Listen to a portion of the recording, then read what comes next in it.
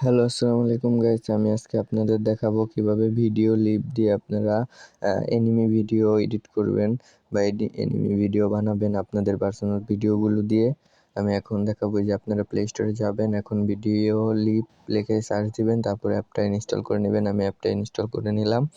এখন আমার app install শেষ হলে আমি আপনাকে ফুল প্রসেসটা দেখাবো। আমি অ্যাপটা ইনস্টল দিলাম, আমার অ্যাপটা ইনস্টল দেওয়া হয়ে গেছে। এখন আপনারা ওপেন করবেন, ওপেন করে অ্যাকসেপ্ট অ্যান্ড কন্টিনিউ, তারপর এখানে লিখবেন আই অ্যাম ক্রিয়েটর, এই জায়গায় টাইপ করবেন।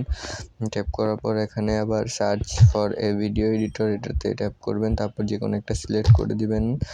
তারপর এখন অ্যাপটাতে আমাদের সবগুলো ওপেন হয়ে গেছে। এবার আমরা জিমেল বা ফেসবুক আইডি যেটা দিয়ে আপনারা অ্যাকাউন্টটা লগ ইন করে নেবেন, আমি অ্যাকাউন্টটা জিমেল আইডি দিয়ে লগ ইন করে নিচ্ছি। আমি যে কোনো একটা অ্যাকাউন্ট সিলেক্ট করে নিচ্ছি। এবার আপনারাও একটা অ্যাকাউন্ট সিলেক্ট করে নেবেন। এখন ক্যান্সেল বাটন, ওই যে ক্রস বাটনে আপনারা ক্লিক করে এখান থেকে স্কিপ করে নেবেন। এখন ওই যে নিচে প্লাস আইকন আছে, দেখেন একটা প্লাস আইকন আছে, মাঝখানে প্লাস আইকনে ক্লিক করবেন, নিউ প্রজেক্টে চাপ দিবেন। নিউ প্রজেক্টে চাপ দেওয়ার পর সব কিছু অ্যালাউ করে দিবেন। এখন আমি আমার যে কোনো একটা ভিডিও নিচ্ছি গাইস। আমি এখান থেকে একটা ভিডিও সিলেক্ট করে নিলাম, এই যে 28 সেকেন্ডের একটা ভিডিও। আর একটা কথা, এখানে কিন্তু আপনারা 9 সেকেন্ডের বেশি কোনো ভিডিও নিতে পারবেন না। এখানে 9 সেকেন্ডের ভিডিও আপনারা ফেসবুক রিলস বা ইউটিউব রিলসের জন্য আপনারা ভিডিও বানাতে পারবেন 9 সেকেন্ডের ভিডিও। আমি এখান থেকে আমার যেহেতু 28 সেকেন্ডের ভিডিওটা আমি 9 সেকেন্ড করে নিচ্ছি, আপনারা 9 সেকেন্ড করে নেবেন।